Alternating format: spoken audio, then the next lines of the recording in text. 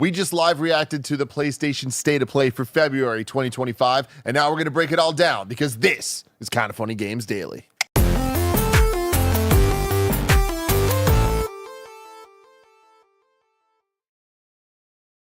What's up, and welcome back to Kinda Funny Games Daily for February 11th, 2025. Of course, I am your host, Tim Geddes. That's not right. It's February 12th, everybody. I'm working off an old doc here. You know what I'm talking about. I'm Tim Geddes. I'm joined by Blessing Adeoye Jr. Good day, Tim. Snowbike Mike. What up, Tim? And Andy Cortez. Hello. I forgot it was Games Daily.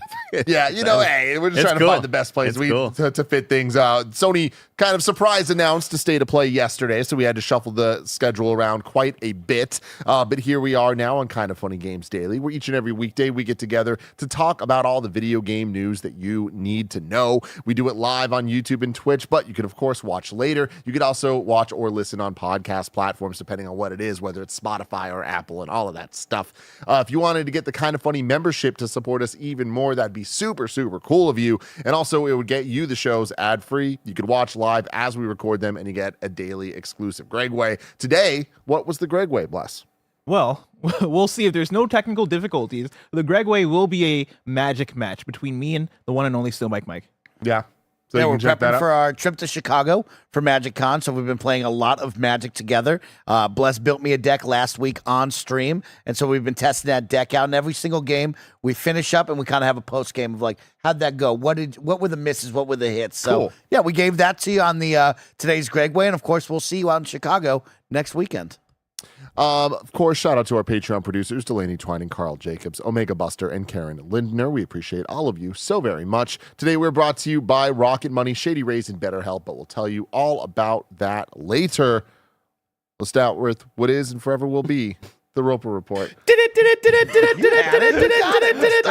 time for some news. You gotta roll through it. Yeah. Bacon! This is on Andy. That's not on you. Does That's it? That's not Andy. Because he laughed. Well, okay. No. It's on me. Because I had a moment where I was like, what show is this again? I don't fucking know. You know, it's a little bit weird. How many stories? I don't know. We're just talking about what we just saw. A lot of games. Cool games, everybody. Oh, Andy, I'm in that new House Smart game, bruv. You need to work on that one. Andy. It's been a while since you've done your Raul. Andy. Huh. I nailed the Andy part. What nationality is he? Raul. That's how Raul. Yeah. Wait, what accent is that? Oh, Andy. Hey, bruv.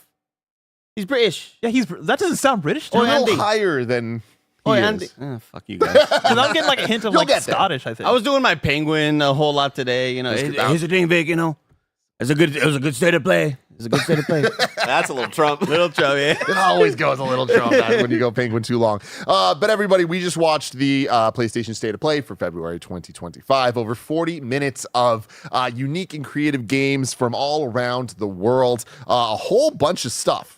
We had I don't know, it seems like 20 games shown, something like that. Before we break down everything game by game, remember everyone, if you have any questions, comments, anything, you can super chat them in. Let us know what you thought of this state of play. What are you most excited for? What are you upset wasn't there, etc., etc.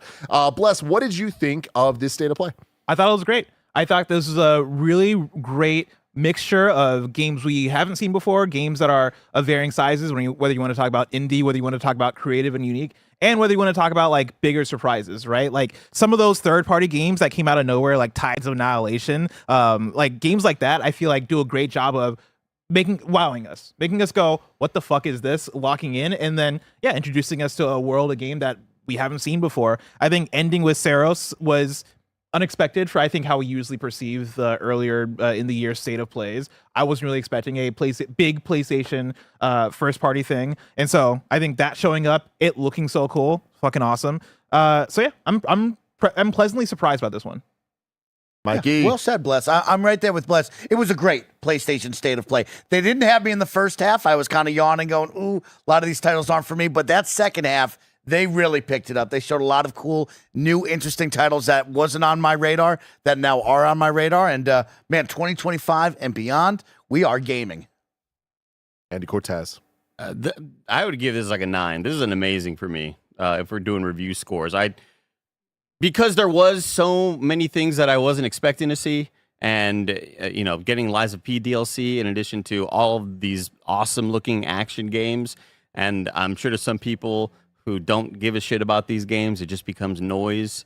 But to me, I'm like, man, all of these look awesome, and I want to play all of these. And then ending with, this amazing reveal of Rahul Kohli in Saros, this new game from Housemarque. And we've always been wondering, we've heard their interviews, we've seen Housemarque say, we're not working on a Returnal 2. And it's like, but why not? That game was really, really awesome. And to see that we're getting something just extremely similar from what we saw on that little tiny glimpse, we got to assume it's going to look and feel a lot like it, especially with that sort of spiral of projectile, things you got to avoid from these bosses or whatever. I just cannot be more jazzed about this State of Play, and especially since State of Plays can have a tendency to kind of let you down every now and then. But I was blown away by this. Liza P DLC, amazing video games all around.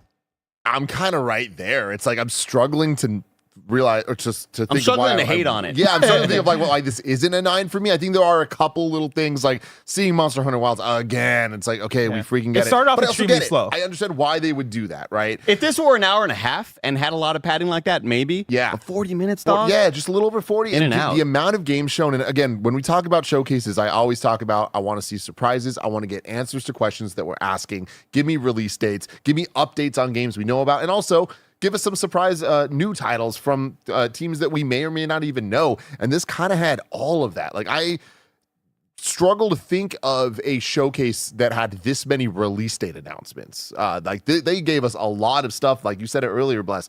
We now have a year fleshed out for what games are coming, and there's a lot. Like pretty much every single month had something announced in the State of Play, which I think is really, really cool. And a lot of it's very exciting. I think that we often see State of Plays, and it's like, all right, cool, this isn't for me, but maybe that is or whatever. This, I think, kind of had a little something for everybody. It might have leaned a little bit more into the action side of things, but I think that also represents the majority of gamers at this point in 2025. So I think stem to stern, this had a lot of major wins for me and big surprises. Actually seeing more Onimusha, and it looked awesome. Very stoked for that. Shinobi looks absolutely incredible. You motherfuckers better not try to steal it from me from Fantasy Critic, because I'm going to go for it. I don't know why you just said that publicly. Fuck it, you know what I mean? I didn't even think about bidding for Shinobi. Oh, yes. Okay, I'm bidding a lot of money on Shinobi. Yeah, I'm bidding for Shinobi, man. But yeah, getting big things like Liza P DLC, and then, of course, the new Housemarque at the end with Raul, all that stuff. So freaking cool. Great look at Hell Is Us, which is another game that I'm super big stoked question, for. Right? And for me, I've been asking, where's Midnight Walk? And now we know where it is, May 8th. That sounds like a great release date for that. Like, this was a great State of Play, because I think even we often say that a lot of the State of Plays miss the opportunity to market games that are coming out soon. And it's like, why didn't they talk about this or why didn't they talk about that? They kind of did here, like Split Fiction and all that stuff. Like, even though we know about them, like, this is a great marketing opportunity to showcase it alongside other games. And overall, I feel like this is not just a step in the right direction for State of Play. I think this is like a dash in the right direction. So good for you. Yeah, this feels like, I think they've found their flow for what State of Play is and what I think it should be. Because I think for me, there were quite a few years there where I was so down on State of Plays, because it felt like one after the other, it felt like we were showing up to just be let down by announcements that I think just didn't do much for the audience. I think now when I look at the last few, I don't watch the State of Play and go, this is one of the greatest presentations ever, but I think I've resolved on the fact that State of Play they're not meant to be the greatest showcases ever, right? Like, I don't know, and maybe I don't mean Tim go back and forth on this, right? Of like, will we get back to the late 2010s PlayStation of getting those E3 showcases that were cinematic, and you get Ghost of Tsushima followed by Horizon followed by these things, right? I think if we do get back to that, that's going to be a summer PlayStation showcase ordeal. State of Plays, I don't think are that yet, and nor are they meant to be that, in a way where I look at the chat, and a lot of chat is like very upset or very let down by the State of Play. And I come at this from a place of not necessarily knowing how to reckon that with, I guess, our perception of it, because I mentioned to you on KFGD and before this of like, yeah, I'm coming at this with low expectations, and I think that's just because I know what State of Plays are meant to be. And even for those low expectations, I come out of this, and if I'm giving a score, right, I'm giving it an 8 out of 10, I think this is great.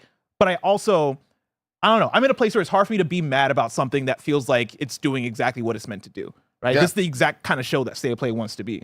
And I think bigger than that for me, why I'm as high as I am, is that it didn't have a lot of things that I expected.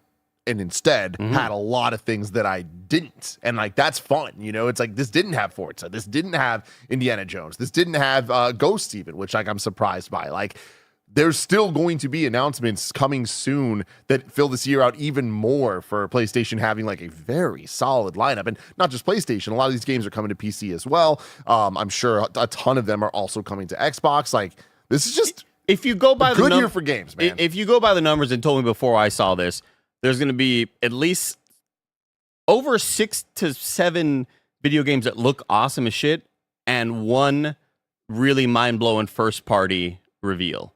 Like, for a state of play, fuck, I'll take that all day, dog. That sounds great, and I really enjoyed this. I'm really happy about this one. Yeah, so let's get into everything. Let's just go through it as it kind of as they announced it. So chronologically here, starting off with Monster Hunter Wilds. I guess the news here was the first update, free update, will be in spring, and then the second one will be in summer. You guys have anything to say about this?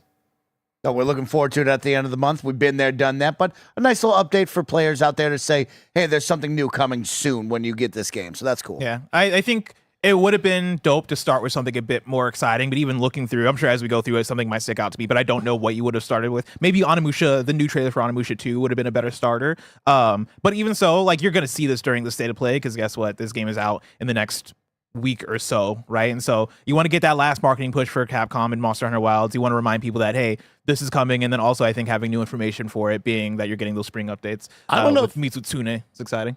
I don't know if there's a better way to kind of start this off, though, just for personal expectations. We see here, we're going to start off our state of play for February 2025 with a game you've seen 12 times already.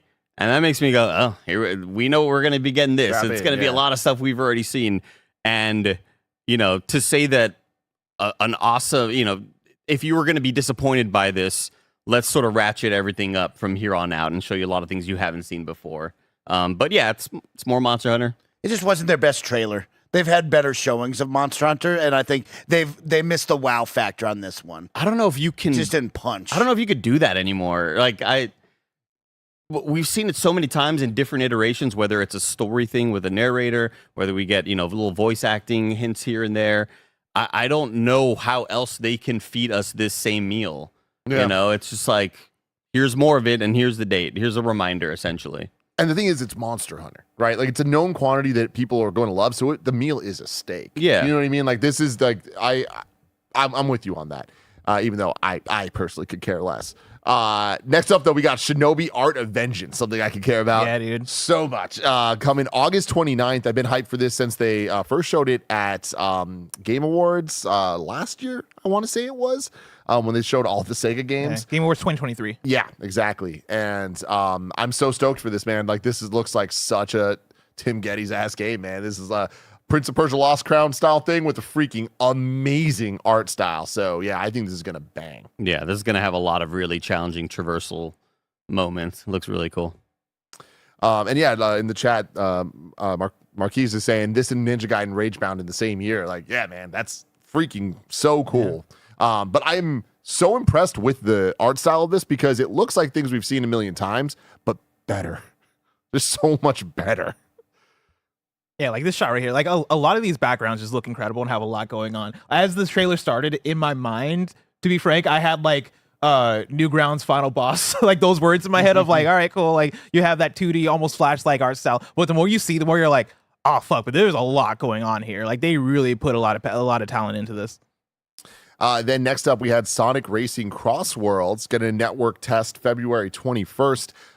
Kind of not what I expected so far, at least. In interesting way, Cross Worlds we talked about kind of implied it was going to be more of like a Sega All-Stars type, let's get everyone together, but it seems to be more using the rings from the Sonic movies that like kind of teleport you to like different areas, like having the course go through different places. How do you feel about that, Bless? I'm fine with it, right? Like I think the Sega brand is interesting because I think they could pull off another Sega All-Stars type thing, but when you look at their last racing game or their last kart racer, it was a Sonic 1-2, right? Like the Sonic Team Racing, I believe it was. So like I think I kind of expected this when you have Sonic being the main thing in the title as opposed to Sega. But yeah, the Cross Worlds, I at the very least would have expected some crossover, and I think maybe that could be DLC, or maybe that is in the final game. You might get maybe a handful of crossover characters, but even if we don't get those, like I look at this trailer and I'm like, all right, this looks like a fun kart racer. I like the Sonic movie interpretation of the rings. I think that's really fun, and I think that's going to lead to it feeling and playing like a unique kart racer, right? Like the tough thing about this genre is that Nintendo has such a chokehold on it, especially when you talk about Mario Kart and a Mario Kart coming out. It's not like a Mario Kart's coming out anytime soon. Yeah, exactly, right? When a new Mario Kart's probably going to be coming out this year, that puts this in a tough place, but you got to have a good gimmick, and I think this is a good gimmick of, hey, you're going to pick a track, and guess what? That track is going to take you through 2 or 3 different types of worlds, and I don't know, it seems fun, it looks fun, and so... I've never been the biggest fan of the Sonic kart racers. Like I know All Stars Transformed, like some people argue, is like the best kart racer ever. There's always been something about the feel that's just not quite right for me, and I think that Mario Kart kind of has that shit down. But I'm excited to give this one a try. I think that what they're trying to hear looks really cool. Yeah. And Nick Scarpion, I just remember beating our ass when we did a party mode of this, me and Joey. It's really embarrassing. Yeah. Yeah.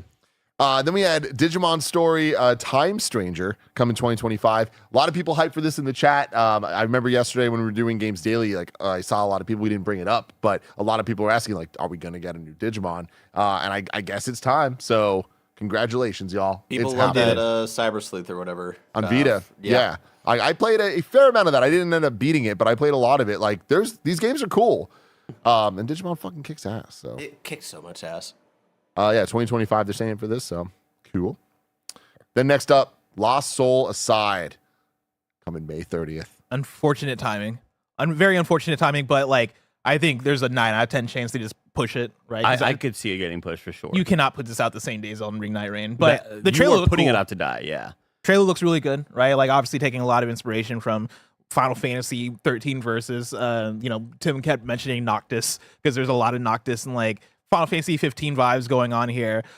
Still so impressed by the visuals we're seeing and like the amount of fidelity there is in this game, and for it to be being advertised as, hey, this is a solo developer that's been working on this for many, many years. Shout out to Imran on Blue Sky who said, I previewed Lost Soul Aside in 2017. Wow, that's wild.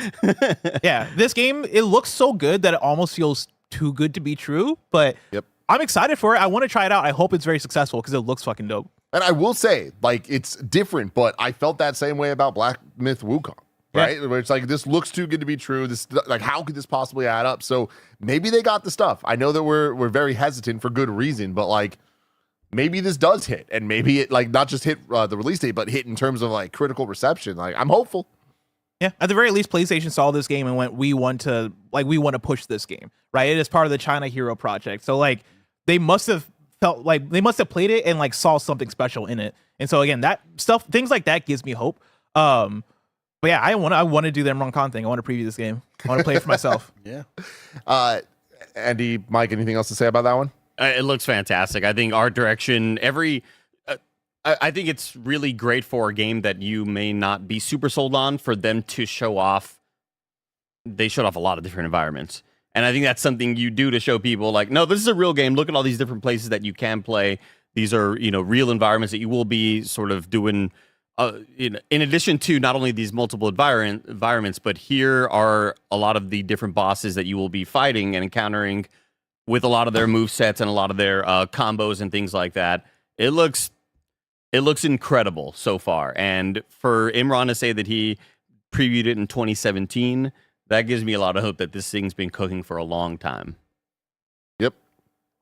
Then we got Like a Dragon Pirate Yakuza in Hawaii. Getting a demo this week. And then Ichiban's coming to Dave the Diver in April. Cool. Cool. That game has had some legs when you think about it. That game is Dave the just Diver? still alive. Yeah. And getting updates and rolling. Do I know someone in my life that's still playing Dave the Diver? Absolutely not. But there's someone out there that's still going to hop in for the first time getting now. exciting. Also, Joey just slacked us, letting us know that Alana just rated us. So shout out to you, Alana. Thank you so much for for rating us. And also, please tell Earl congratulations. That's so freaking sick. We'll get to that later, though. Next up, we have Splitgate 2. The alpha's coming February. I will say, hold on, real quick, with Lost Soul Aside, that's where it starts ramping up in... banger, banger, banger, nonstop, where the first several games before that was like... I mean, see, I thought that was Shinobi. Shinobi, like, that was the second game. Okay, but Shinobi looked cool, and at the end of it, at the end of a normal state of play, I would have been Shinobi was probably the coolest thing we saw there. You know, for these first 4 games, we have Sonic, we have Monster Hunter. I'm like, this is kind of what I expect from these showcases. What are you trying to say about Sonic? Jeff Keighley wasn't excited enough about Sonic. It's been one of my favorite things that Blessing does every time. Whenever Keighley just dismisses Sonic. You gotta be more excited. You than have it. Keighley. It's your showcase. Get excited. But with Lost Soul aside, that's where I'm like, okay, this game looks awesome. And from here on out, it was like 95% of the things that were shown are things that I really want to play. See, I didn't think it picked up until Midnight Walk. We still have a while until I think we hit that halfway point of let's turn this on now for me. Are you serious, Mike? Did you not get hyped for WWE Island? 2K24's The Island? Well, we skipped over Splitgate. Okay, yeah, let's talk Splitgate. Splitgate 2 on the alpha. This is a game here that, my personal opinion, it is a great game. It's a lot of fun to play if you're looking for a team shooter. We really like the portal use. It just, in my mind, is like, that's a lost game. We have no idea where this was, right? Like, Splitgate, when that first came out, was massive. That took over the Halo world right there. And then we kind of just moved into, we're going to make Splitgate 2. We're in alphas. We're in betas. We're not quite there to the finish line yet. And I don't know when we will see that finish line. And I just don't know what the hype is. But now they're introducing a 3-team, 24-player arena here. So that will be interesting to see. It just doesn't... It's not grabbing me like it once did. So I'm a little on the fence of this game. We'll see if it can bring me back with the gameplay. I'm gonna be real with you. I think I blacked out for a lot of these games because like I'm only thinking of the what. I looked at Mike's and I'm like, oh yeah, Splitgate, oh WWE, oh Borderlands, oh Five Nights at Freddy's. Like that was a lot of 90. I said 95% are things I'm super stoked for. Maybe brush it down to like 72, maybe. Okay, now we got to get into it. We hear Paul Heyman's voice. Andy Cortez, you telling me you're not hyped as fuck to get on the island of relevancy? Dude, I'm legitimately excited that Paul Heyman was in this thing. That's insane. That's so damn cool. That's so random and awesome. But yeah, we're looking at what, Mike? Is this 2K's new way to? How are we going to monetize the shit out of WWE? Yeah, how do you make? I mean, it's interesting because I'm not the biggest wrestling fan, and so when I do jump into the WWE 2K games, I am looking for a little bit more to grab me as that casual audience, and I think that's what they've done with the NBA 2K franchise. Is they've figured out, oh, how do we elevate my player, right? And that my rise that Greg always talks about. How do we take that, share that in the universe with your friends, and maybe make that a little bit more fun than just the generic robot-y, here's the storyline, you're going to follow it, right, through wrestling. And so a lot of people love my rise. I think a lot of people will vibe with this in that WWE community. It will be the issue of when Greg said, oh, I don't want them to take my rise away from me. One day they will, right? That's what they did with 2K, where they blend the story of my player and that together. When I look at the island, it looks fun, right? Like, that's the catch is like, the neighborhood is just the neighborhood. This is like dumb fun. They got weird lighting. They got crazy outfits.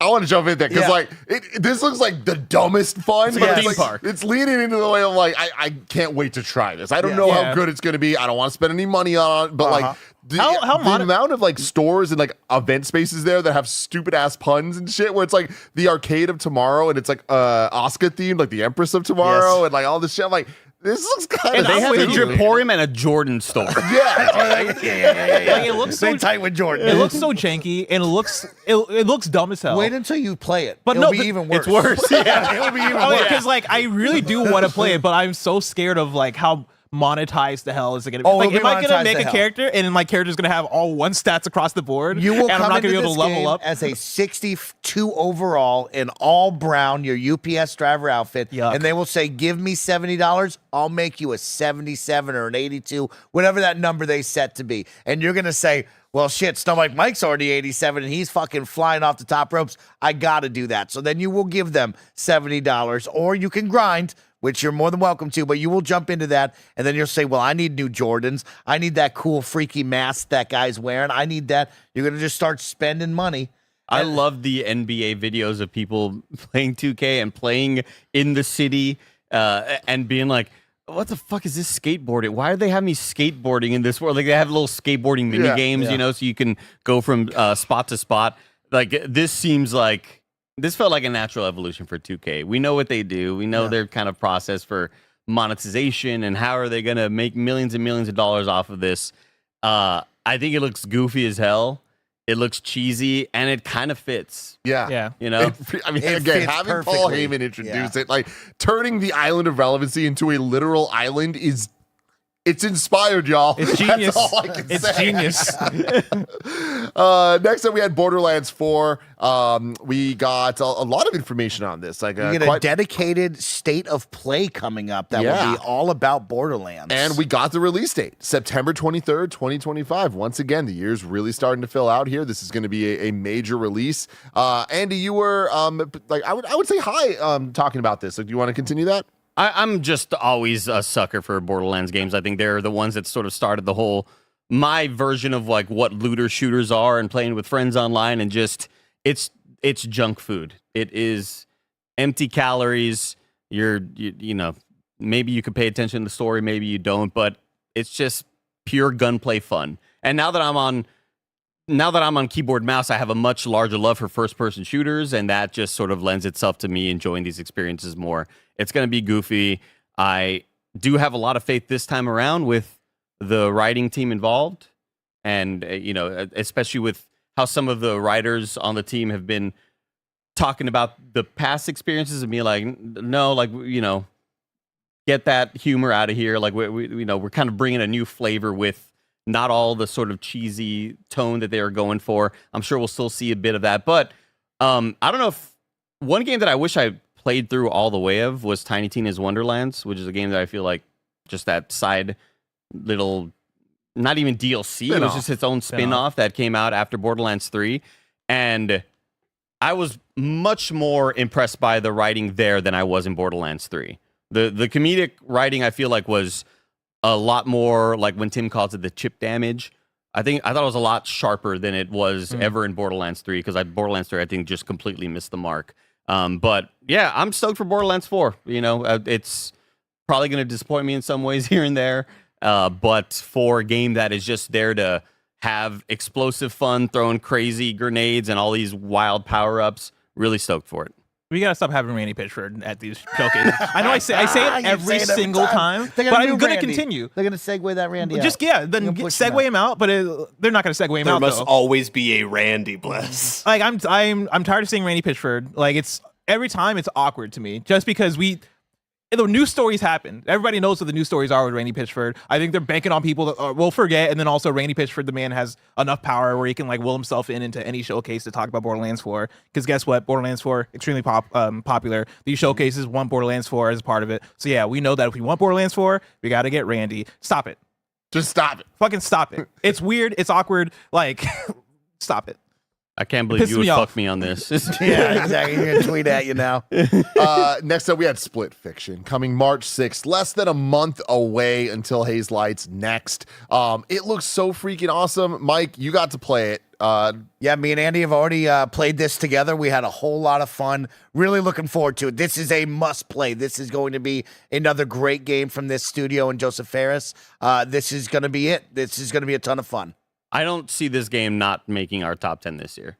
With the amount of people that are going to be interested in it, just from the concept alone, hey, it's another version of It Takes Two. It's the next game from those next devs.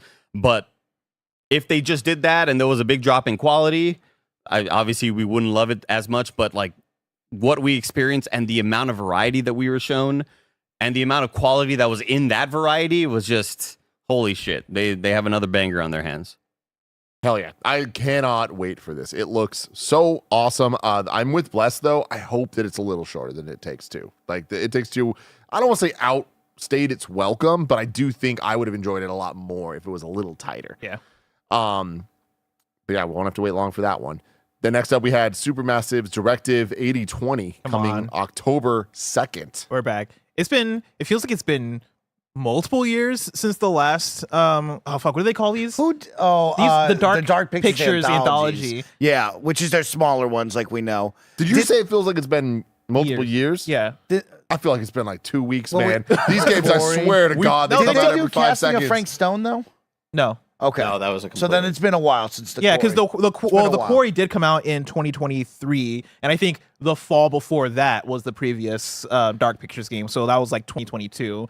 And so like for this, Devil in Me. Yeah, that's the one that thank you, Madeline Stanley in the chat. That's the one that I played with you and Nick watching, right? And that did was not the one run that was well. very kind of It broken. did not. That one was broken. Did not run well, which sucks because the one before that, I think it was. I forget what it was called. It was the one in Afghanistan. Yeah, with Ashley Tisdale. With Ashley Tisdale. Yeah. That one. That was great. That was the that best one one. was great. Yeah. And so I like that you have. It Tiz. seems like they've taken. I mean, they have taken more time on this game. I hope that translates to one, a little bit more polished, but then also like a story that feels a bit more unique and inspired, which I think it has to be because this setting is completely different from anything they've done before. And that alone is exciting for me. They have, I don't know the name of the actress, Lashana Lynch, right? Having her star in it is exciting. We know that, we've seen her in things before. She was in James Bond, right? Yeah, she was. Yeah. They showed a lot here. Didn't love that they showed a lot. It's like whenever I show Nick trailers and he's like, Mike, that was the wrong I trailer. know the Showed too entire much. plot of the movie now. Nick got so mad when he showed him. What was it? Alien Romulus. And he's like, Mike, you showed me the entire like, movie. "Fuck you." Like, that's what this was for me. Of like, I'm already on board. I'm very excited. I should have looked away because I felt like I just learned way too much that I didn't want to learn. Live, you're wrong from the chat. They did actually do the casting of Frank Stone. Mike was So they're right. still turning. Yeah, because casting Frank Stone was just a little bit ago. Wait, what kind of game was that? Another one of these? That's similar, but in the Dead by Daylight universe. That was a David Harbour, right? Yes. Yeah, I skipped that one. Was that David Harbour? I don't know who that is. I'll look that up. That sounds right. The Stranger Oh no, Things guy? David Harbour Red was Guardian. in never mind. He's in He was in like a remake or remaster of something. It was a video game that was a movie at one point. Alone in the Dark. Yeah. Thank David you, chat. Arquette. Thank you, Zotig and Kyubi. Then next up, we got Five Nights at Freddy's Secret of the Mimic coming on June 13th. Big deal to a lot of people that I don't think are at this table or in the chat right now. But And that's on us because if we want to make money and be super rich, Dude, if Should've we want been to on be the real ground about our floor. streaming schedule, Mondays, Five Nights at Freddy's, Tuesdays, Roblox, Wednesdays, Minecraft, yeah. Thursdays, Fortnite. I don't know what we do on Fridays. Fridays, we hang out in one of those pools, one of those kid pools. Oh, okay. Yeah, you're nailing the streamer meta Yeah, right dude. now. You're doing great. Then next up, we had the Midnight Walk that I am so hyped for. This is coming May 8th. New release date there. This is the stop motion game that's in PSVR 2, but also playable just on PlayStation 5. And dude, it looks so cool and creative. And it just, we're getting a lot of stop motion styled games, but I feel like this kind of stands out to me. Like it has more than just like, oh, it's stop motion. It's like there's like a style on top of that I think is just incredibly rad. Yeah, it's stop motion with just really good art direction. It very reminiscent of that character we just saw earlier. Very reminiscent from one of the dudes from Nightmare Before Christmas. The mayor. Huh? The mayor. Yeah, the mayor. Yeah. So I think that not only art direction wise, but just tech wise, this looks really fantastic. Yeah. Having this super dude freaking cool. crawling through this dark corridor looks awesome, and the blinking aspect. Yeah. How are they going to change that to PlayStation? I'm assuming you hit the touchpad or. Yeah, it's super cool. And there's one shot earlier where like there's like fire and then like snow happens. Like I'm very interested in like the gimmicks of it all because it looks like it's gonna be very creative and cool. Yeah, right there, it's sick. But yeah, you guys have anything else to say about Midnight Walk before we move on? Looks really cool. May 8th, very close. Yeah. Super exciting. Yeah. We are going to talk about the rest of the games because there is still a lot more right after a quick word from our sponsors. This episode's brought to you by Rocket Money. Missing out on a show that everyone's talking about isn't an option for people like me. So many of us are constantly signing up for this streaming service or that streaming service, and then a few months later realize that we're still paying for the service long after we finish the show. Rocket Money has helped multiple members of Kind of Funny learn that they were still paying for things that they totally didn't even realize. Rocket Money is a personal finance app that helps find and cancel all of your unwanted subscriptions. It monitors your spending and helps lower your bills so you can grow your savings. You can see all of your subscriptions in one place and know exactly where your money is going.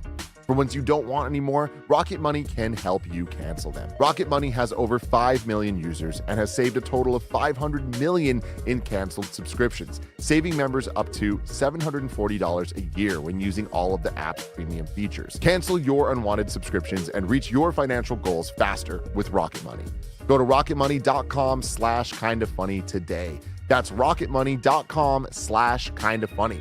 rocketmoney.com/kindoffunny. This episode is brought to you by Shady Rays. Get ready for the season ahead with quality shades built to last. Our friends at Shady Rays have you covered with premium polarized shades that won't break the bank. Shady Rays is an independent sunglasses company offering a world-class product rated 5 stars by over 300,000 people.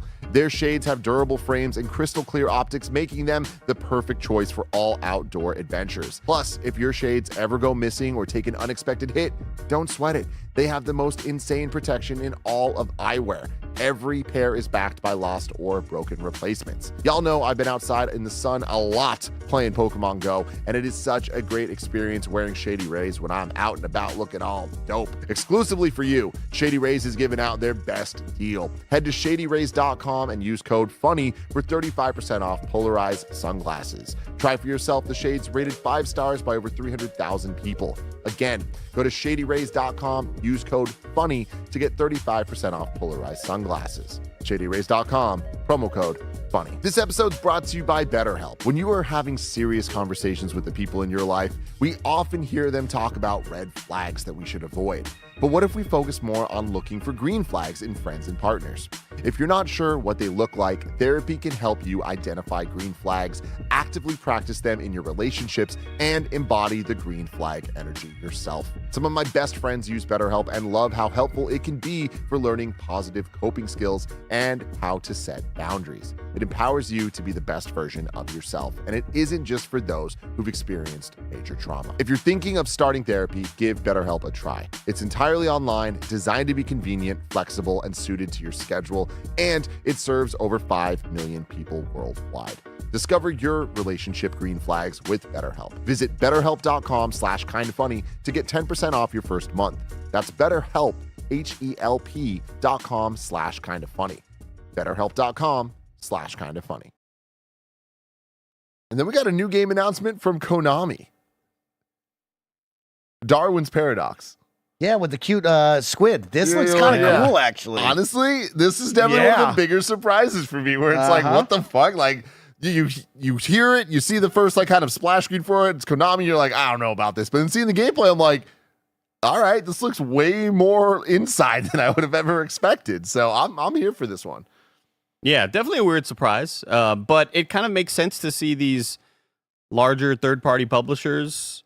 We're seeing more and more of them get into this smaller game space and try to, how can we have smaller teams working on smaller projects that can tide us over until the next thing we want to work on? It makes sense, and I'm happy that it also looks good. See, it doesn't look like a cash grab, but yeah. Go for it, I was gonna say I'm with you, Andy, but Konami, like that's the part where I get confused. Well, and I think just because we haven't seen it from them yet, but I think maybe this is where it starts. But it's more so like Konami. Not that they're out of like they've been slowly entering back into the video games business, right? We're getting Metal Gear Solid 3 Delta. I forget what I know we're getting other things from Konami, but I can't even think of them off the top of my head. But I know like it feels like it's been more of a slow burn of how do we Silent Hill too. We got Contra. Contra. In the last Silent 6 Hill 2 months. was good. Remember we beat Contra on stream? We beat Contra, one sitting. It's felt like they've been trying to figure it out though. Find their voice again. Yeah, it's like what is our voice as Konami? And like I just wouldn't have expected this to be part of the research phase of figuring out our voice. Like this game doesn't even look like a Konami game. Like if I wrote down a bunch of ideas of what Konami would make, or any like even like I feel like this is a thunderful ass game. I look at this and I'm like, yeah, that's an excellent point. Yes, I look at this and I go, some dude in Oregon made this game in his basement, right? Like I don't think Konami is the one that is working on this. So I love the 3D depth of so many of the different areas we're in. Like this looks. And the animation is kind of unbelievable. Man. Awesome. It brings me back to Oddworld back in the day. I love the little touchstones Oddworlds that we get. Even the big eyeballs. Yeah. Super cool. Then after that, we got Warriors Abyss from Koei Tecmo. This is a Dynasty Warriors meets Vampire Survivors, and it's out today. That shit's crazy. Dynasty Warriors is back. It never left. It's back, though.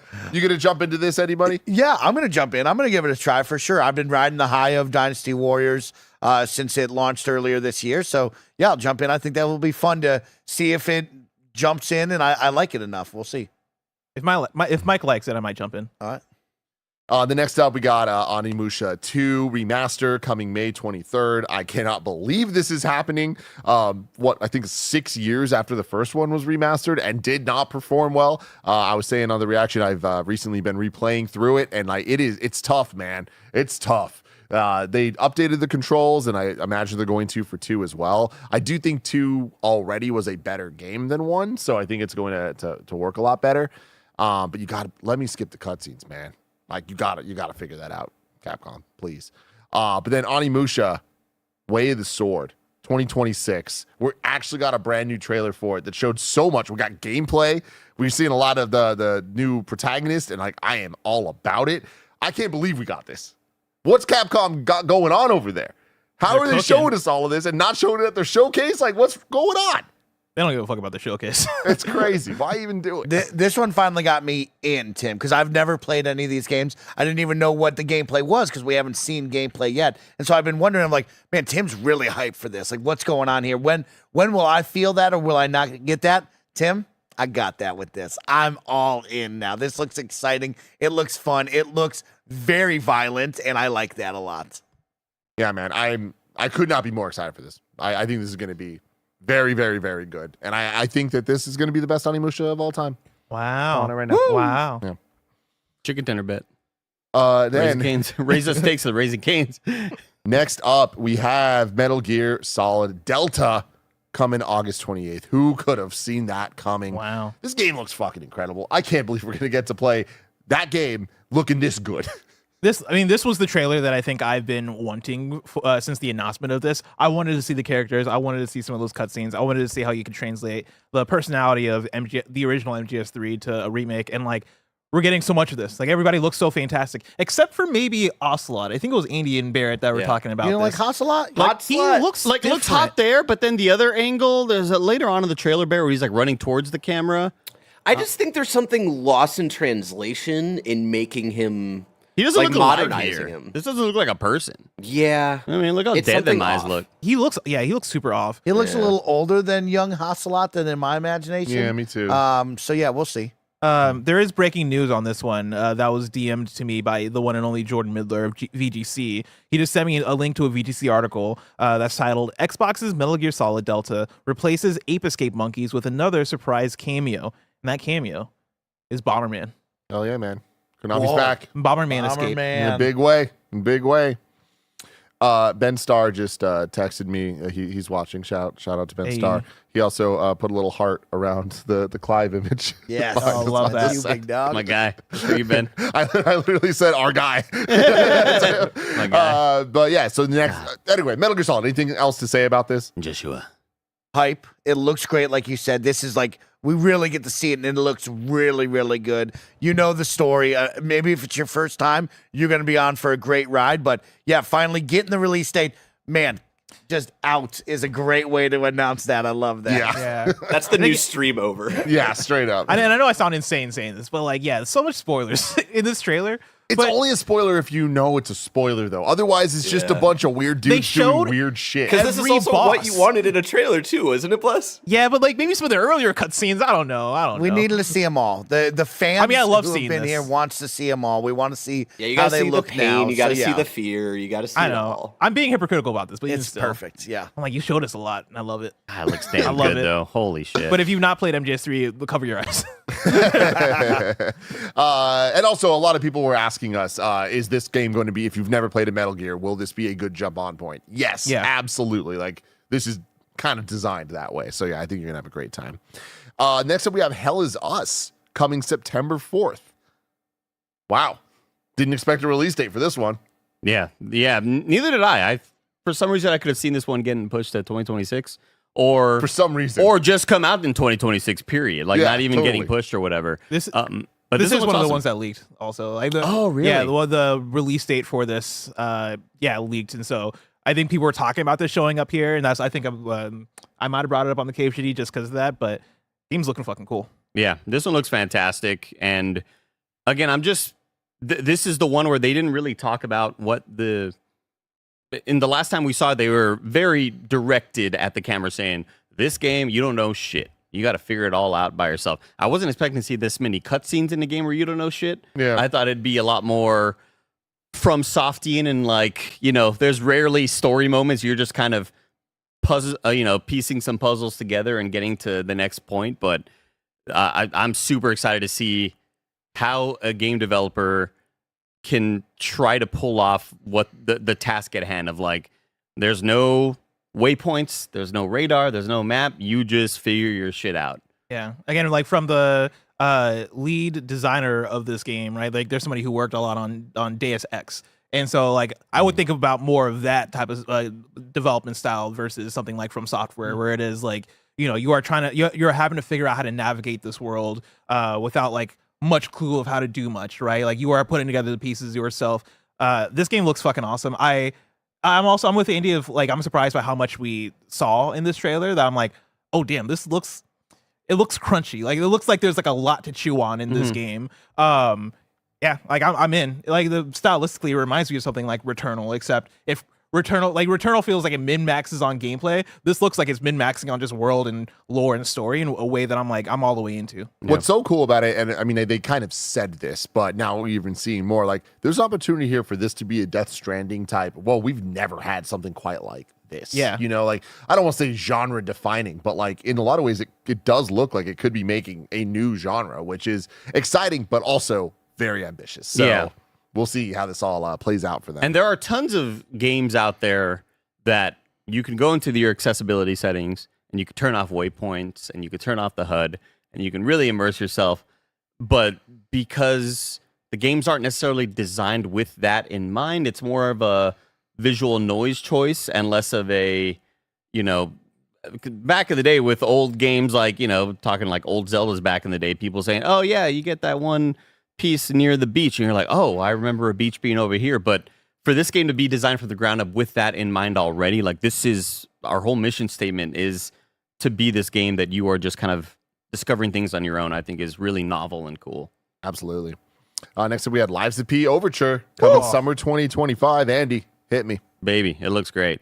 Excited to be back in the world. Excited to like hop back in and get back into this weapon system. Bless. Yeah, dude. The customization of joining different handles with different blades or just blunt objects. Super stoked to be back and to see what sort of hell awaits us boss fight wise. It's snowing this time. I like him in his snow jacket. He Me looks too. good in his Yeah. little winter coat. He looks like he's wearing Kratos' like kind of shoulder pad and stuff with the like his Ragnarok get up, We got to get Tim to play Liza P. We really do. I don't know, man. Liza P for me is still the final boss of Souls-likes not developed by From Software, Oh yeah. where this game just did everything right. Was the kitty in the first one? And is it Figaro? I don't call a kitty. Did the old lady have the kitty? Geppetto should have had the kitty. Is Geppetto in the game? Tim, you gotta play it. You gotta gotta play play it. it. You gotta play Yeah, it. the Oh, shit. You gotta play it, man. There's like a weird shark man that just appeared there. Yeah. I think we're gonna get swallowed up, guys. Oh, we're definitely getting swallowed by the whale, I think we're man. getting Yeah, swallowed that's up, been guys. the whole. We're getting swallowed by the whale, but to see swallowed up, everyone. We're getting swallowed up. we're getting gobbled up. But to see the addition of this ranged weapon is new and Yeah. different. That's something brand new to kind of add some more spice to your gameplay. But I'm just super stoked to get back into that weapon system and to perfect parry to break more weapons. My favorite system of 2023. Then next up, we got Dreams of Another. I've never been so teased in my life. That was unbelievable. And it's And I still don't know what Weird. this is. You shoot stuff to create stuff. Yeah, it was an interesting idea here. Definitely a wild looking art style and just art direction on this. Things that you don't I have see. the and then- press release if Yeah, you'd like lay me it to on read me. it. yeah. Kyoto-based creative studio Q Games has officially revealed Dreams of Another, the latest title by multimedia artist Bayon, the director of Pixel Junk Eden. The game was announced during PlayStation State of Play, blah, blah, blah. The game is built around the philosophical theme of no creation without destruction. Rather than destroying objects by shooting, as in traditional shooting games, here your shots materialize and create the world. This unconventional mechanic offers a gameplay experience that challenges the norms of genre and invites players into a whole new dimension. Dreams of Another is scheduled to launch on PS5 and PSVR 2 in 2025. That just Key spoke to me. features, shooting, creates, not destroys, dreamlike world, mysterious characters, and interact with intriguing personalities such as the Man in Pajamas and the Wandering Soldier. Of course. You've always wanted to interact with those guys. Did. Experimental soundtrack, an emotionally stirring soundtrack crafted by Bion himself and enhanced for PS5 Pro. I love that. I mean, dude, I got emotional of you reading that. I'm a very big fan of themes. I love seeing something like that in a state of play. You know, like that's like such a, hey, we're going to do something super creative, like in a very industry filled with turmoil at this point. To see something like this, like a big swing that seemingly doesn't need to make $1 bazillion to be worth doing. Like, it seems like a smaller project. Like, that looks awesome. Very pro Second Amendment, you know. This is backed by the NRA. Yeah, man. I was gonna say, like, I understand the theme of like, these weapons are creating and not destroying, right? But while watching it, I kind of wished I had the same sort of vibe as Pal World Micro. I'm like, I don't want like a gun with this kind of silly, cute looking character. But in this game, I was hoping for more of a res style, like maybe you're just shooting like an ethereal blast of like nothing, like power colors or beams or whatever, but to just see a straight up AK. my take on it, and this I think I'm gonna come off as pretentious here, but allow me to be pretentious. This takes me back to like when I played Shadow of the Colossus and like, years later went online and read other people's interpretations of it, right? And like one of the interpretations that always stuck with me is the idea of Shadow of the Colossus being this game where, like any other game, you play as dude with a sword and you see an enemy and your first inclination is to start killing those enemies, right? And then over time you realize that you're the bad guy, right? Like because video games are this thing, you're so inclined to just go out and be violent because I'm the protagonist. I'm the protagonist. That's what video games are meant to do. You're meant to pick up a sword and be violent. I almost read this as like kind of a parallel idea of, hey, you are a dude with gun because so many video games are dude with gun. So how do we translate dude with gun and turn that into creation? Like, you are doing the prototypical video game thing, which is destroy with gun. How do we turn that into something beautiful, something meaningful, something that is going to carry themes. Mike, you know about themes. Themes, bro. You just didn't let me dive in. You know what I mean? There's just so much to talk about in Silent Hill 2, but I saved it, okay? I saved it. I love you so much, Mike. When Mike was watching Bless play Dreams, he was like, I'm going to make a game. Like, this motherfucker can't even plug in his monitor to his graphics card. I might make a game, bro. Mike was like, why is my computer not showed up? He's like, you have it in the motherboard, not the graphics card. Too many holes in the back of a computer. Too many holes. Yeah. Andy, have you played Shadow of the Colossus? No, not in its entirety. One day, I think that's going to be a game that you play, and it's going to change you as a person. Wow, it's beautiful. That's a great stream right there. It was a shout out to, I'm blanking on his name from Polygon, but have you heard of this cousin game concept? Oh yes, I've seen. I'm blanking on his name. I know his name. I've seen him a million damn times. I'm just really bad with names. Huh? Chris Plant? No. But I'm sure Chad will bring it up right now. But this concept came up recently, and he made a TikTok of it. And he said, you know those games that nobody had, that only your cousin had? Got it. These are cousin games.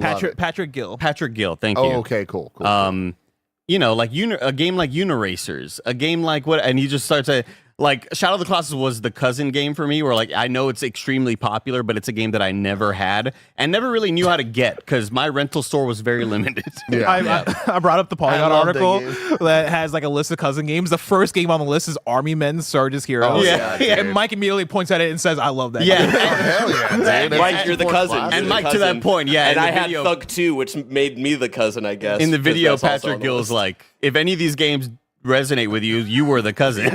So I push back on the Thug 2 as a cousin game.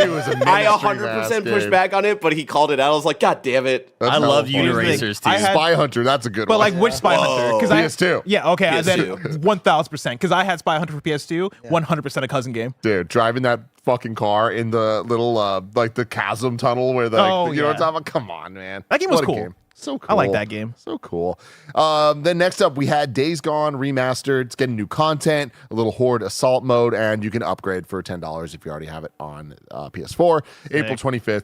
We knew it was coming. Good to kind of have it and keep going. Does this get any of you to jump into it? No. Like I played a Absolutely little not. bit of Days Gone, but I never saw it through. Does this get anyone to jump in? I mean, it's something that always kind of on the periphery interested me because it came out on PC, right? Pretty sure Probably. Days Yeah, I Gone. believe it's Yeah, on the PC. that sounds about right. It's always so confusing. You never know. Like You never know. when Last of Us Part 2 was coming out, the amount of times I've been like, yeah, It is. Last of Us It Part is. 2 It could is show on up here, PC. and Blessing was like, did it not come out? Like, Chris that's another Hagen one says, like I'm that. excited enough for all of kind of I know funny. Chris. I was gonna get to I know Chris Hagen is pumped for this. He loves Days Gone. He loves it. I know he's A excited. lot of people do. He's a goner. He's a god. Didn't know that. God. Add another O. I was about to say like God or Gooner. I don't know. Anyways, speaking of that, Stellar Blade DLC is coming. Oh, how dare you? No, we gotta stop this. No, with Stellar he's Blade. right. He's we're, right. we're taking Stellar Blade with us into 2025. Days We're Goon. leaving We were- behind. We're leaving behind Black Myth Wukong in you go. 2024. Oh, Wow. Yeah. Okay, wait. What are you upset about? Like, what? Yeah, we're He bringing was, it with us. he was You're just happy, tired right? of like the director of Black Myth Wukong being like, you know, all the No, he's talking about like because he implied that the gamers out here that are playing Stellar Blade are gooners, and only some of them are. No. Only some of them. No, are. no. 100% of them are. Absolutely And there's not. nothing wrong with I that. play for the combat. Oh, that doesn't Okay. matter. Are you telling me you ain't one? And of course, we all are. That's what I'm saying. We all are. if the game sucked, I would not have played it. You know what I mean? Like I wouldn't have gone back to it. Yeah. Did Well, was I embarrassed to boot up this game at my parents' house for Christmas vacation and then fucking things are thanging all over the damn place? Like them hangers are out there, Tim. Listen, I'm not going to turn off the game. Yeah. Because them things are things. But I felt embarrassed to, my dad's like, absolutely. What do you want me to do? You My know? dad sees clips of me playing Elden Ring. He's like, oh, and he walks into the living room and I'm like, just fucking titties are crazy moving right now. Like, that's a, You know?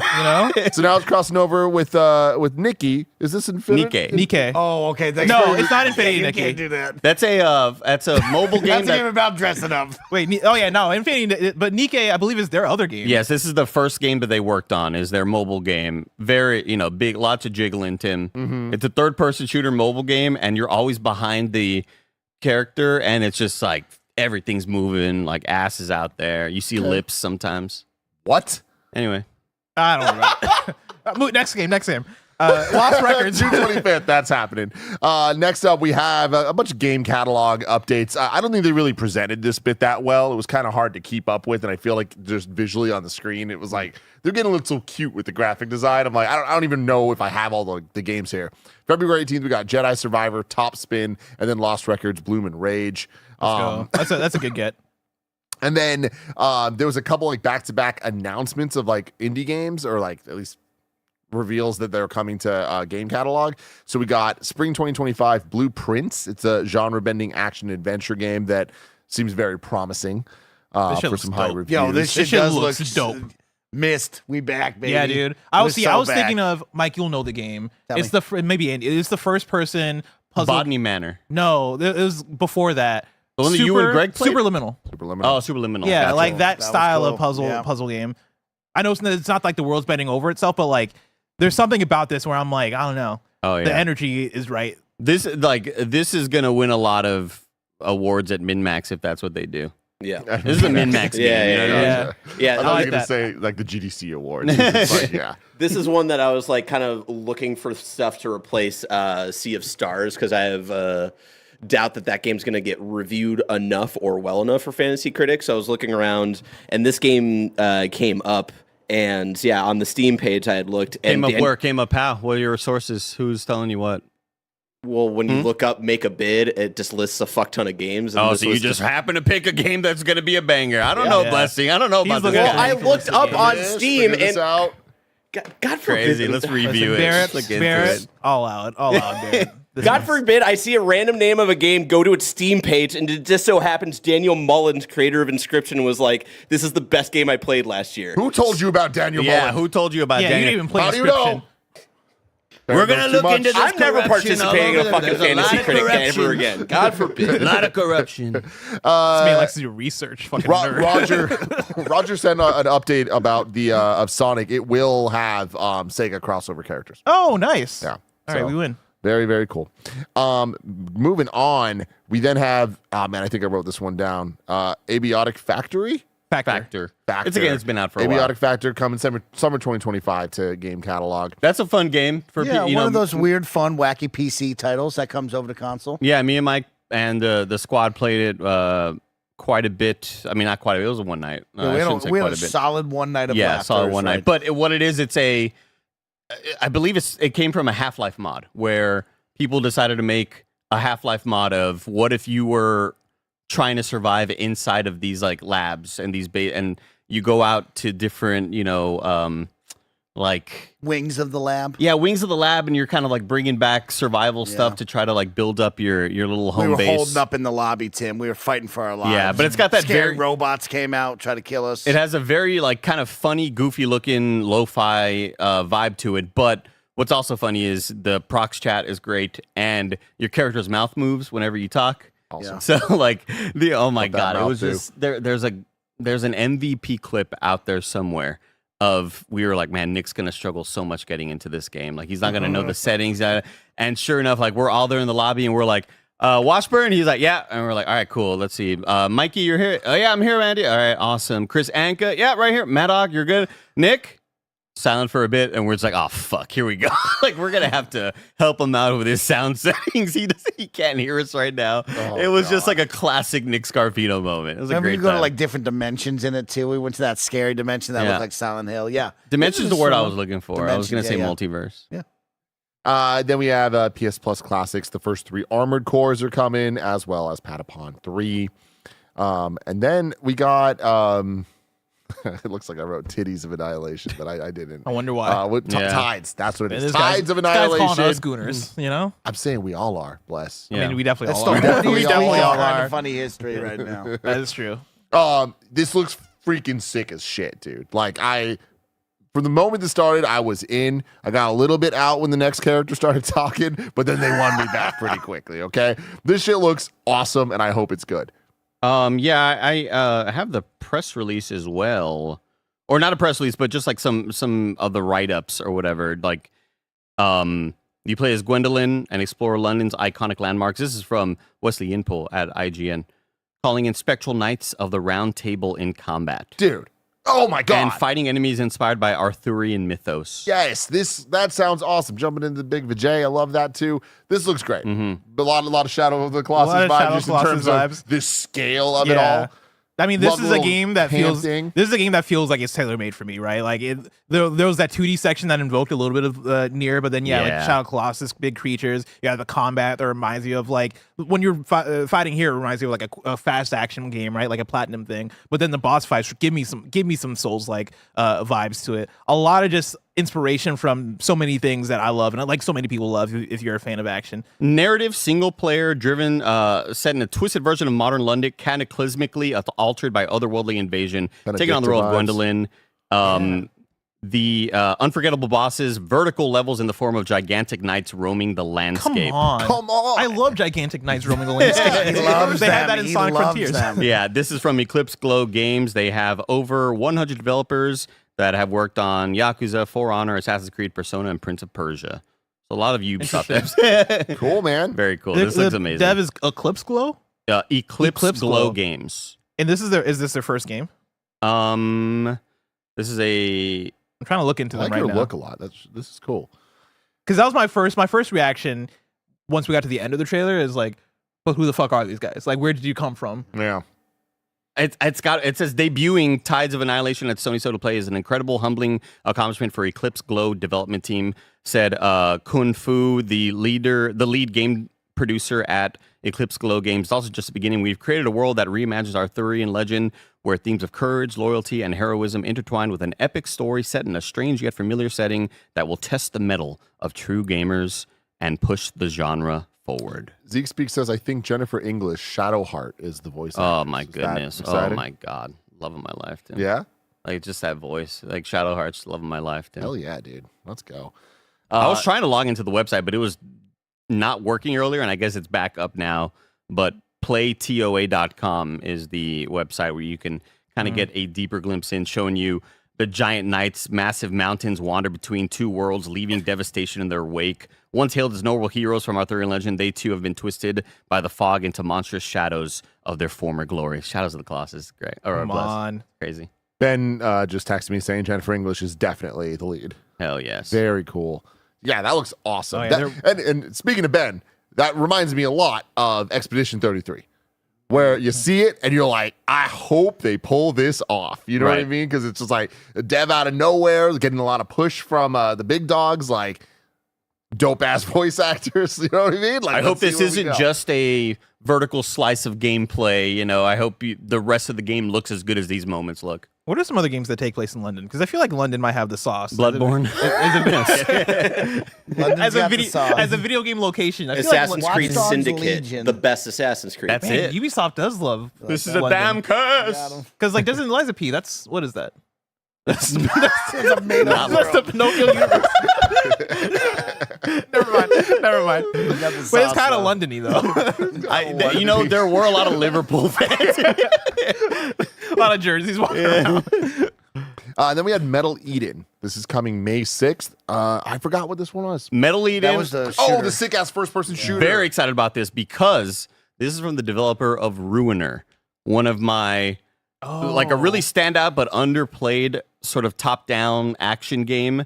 Ruiner had just incredible vibes, art direction wise and music wise, and yeah, this was the one with that sick ass sort of, you know, that sort of soundtrack. I'm super excited about it because Ruiner was great, and I've always been wondering, what are they doing? Maybe they put something out in between then that didn't really, you know, hit the radar, but this is very exciting to know that these are the devs who just have an eye for what works and what sounds good and looks good. And when it first started, like I for a while thought it was Marathon because of some of the iconography, but then once we saw the gameplay of it, I still thought it was Marathon because the way the guns move and stuff, it's really Bungie coded. Yeah, right. Like this, it has a lot of that like I can see early Halo vibe as well. I would say so. I think the crosshair in some of those moments definitely gets those vibes too. Super excited about it. This is another one of those that had no idea it existed. Now I do. May 6th. May 6th, man. Awesome. God. We got to do an episode of Gamescast soon that's going through every game with a release date this year. Yeah. Because like it's starting to get a little crazy. I have the write-up real quick from PlayStation blog before we dive deeper into the gameplay. Let's introduce you to the world of Metal Eden. Well, let's not. Let me kind of skip forward a little bit. One of the most unique gameplay mechanics in Metal Eden is core ripping. Oh my God, we're getting a recore. Well, this is basically a sequel to Recore right here. Come on, you read man. the word core, you immediately go Recore. Core ripping, dude. You rip the core out, dude. This feature enhances the combat experience by adding a strategic layer to how players engage with enemies. In this post, we'll delve into how you can master this ability. But yeah, in this trailer today, we show off the multi-tool. Asuka can use its gravity beam to rip cores out of enemies' bodies. Once grabbed, you can throw their core at enemies, creating an explosion. Brutal core ripping for quick and effective enemy disposal. But yeah, this is find an unarmored enemy, get close and aim. They're just talking about kind of like different moments of gameplay. But yeah, super stoked about it. Looks awesome. So wait, May 6th. May 6th. When does Doom the Dark Ages come out? Because that seems like a lot of fast, shooty. Your eyes need time to rest after that. Yeah. My eyes May 15th. May 15th. Yeah. Oh, perfect. Wow, Only a couple weeks before Elden Ring Night Rain. What a month. And the other game that comes out. The best month of all time? Yeah. I mean, Possibly. May is cray, you know? May is cray. May is cray. Gonna be May. We got Mindseye coming summer 2025. This is the weird one. Built in everywhere. Published by IO. I guess it's out everywhere. Not in everywhere, but legitimately everywhere. I don't understand what's going on. Yeah. Do we think that maybe everywhere is no longer a project, and that they just wanted to keep this, and so this is just the remnants of that game? Well, maybe. I'm kind of with you, but like, what was that? IO Partners? Like, seems like a different type of. I assume IO It's Partners like a is just UbiArts or something. Yeah. I think that's just their publishing label, right? Yeah. Because IO is a developer, but yeah, I think they publish other games sometimes. I was very confused by you all being like, wait, is this that game? Because I was like, oh no, is this the Return of the Day Before? That's what I thought this was. Well, okay, I'm on That's the what everywhere. has honestly felt like. I'm on everywhere.game. where they explain what Everywhere is. Welcome to Everywhere. Everywhere is a place where you can unleash your creativity to build, remix, and play with others in a vast connected world.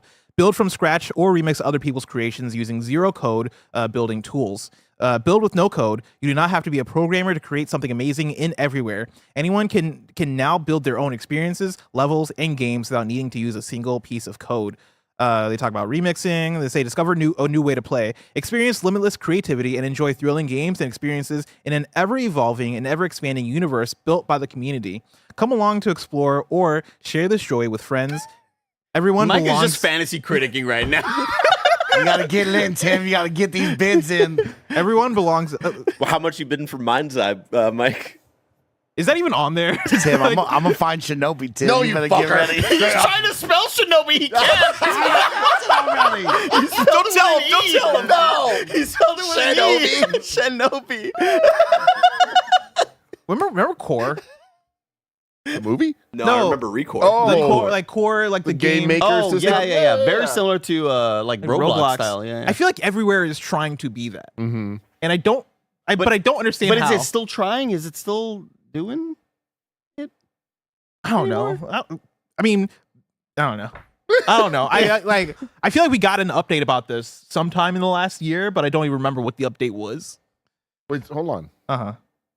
Oh, no, that was last year. You're looking at chat to find out how to spell it. No, I'm saying no. If I go to Wikipedia, You're so mean to me.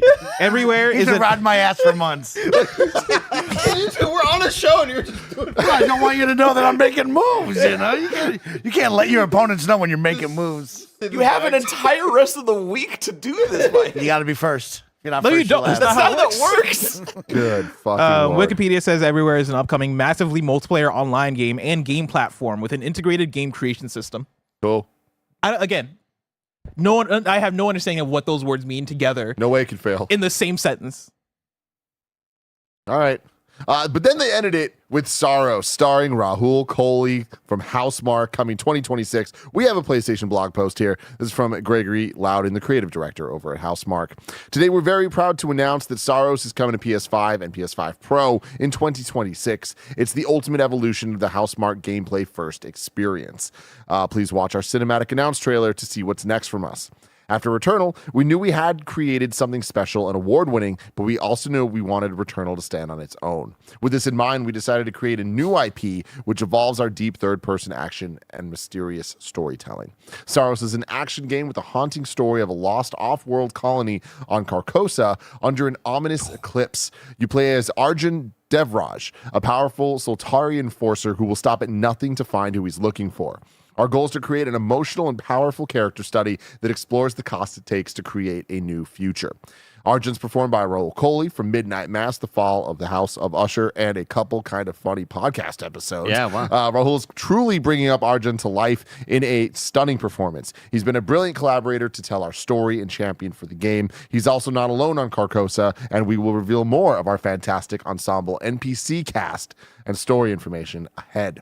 A key gameplay distinction between Saros and Returnal is permanent resources and progression, making every death valuable. After every death, you will face a changed world, but in Saros, you will be able to choose and permanently upgrade your loadout from an evolving set of weapons and suit upgrades to come back stronger to overcome the challenges you face on Carcosa. We cannot wait to share more details about our gameplay, art, audio, music, technology, story, how we push the PS5 console hardware, and more from everyone working on Saros. Expect our first look at extended gameplay later this year. Saros is the next single-player action game from Housemarque and our amazing collaborators. This is a dream project made by a dream team. That's awesome. Thanks for reading. That was awesome. Every single thing said is kind of like, yes, yes, yes, yes. Like, they're nailing it. This sounds great. I am more excited for this than any other first party thing they're working on. Like even Intergalactic. I think I'm with you. Like Yeah. I just think of True Detective Carcosa, the old sort of Tales of the Yellow King. God damn, dude, and that dude obviously have like a crown around his head. The Yellow King. Oh my god, dude, we're about to get Rust and Cole in this. Oh no, his name is Rust Cole. We're gonna get fucking. Who did I meet at the airport that one time? It was Matthew McConaughey's friend.